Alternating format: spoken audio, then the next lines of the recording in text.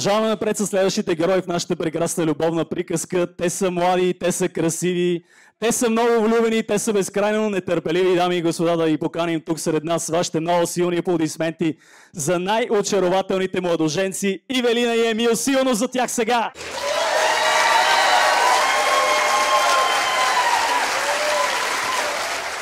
Много хубави неща се казаха за булката и младоженеца, така че за мен не останаха много думи, които да мога да им кажа и да им пожелая.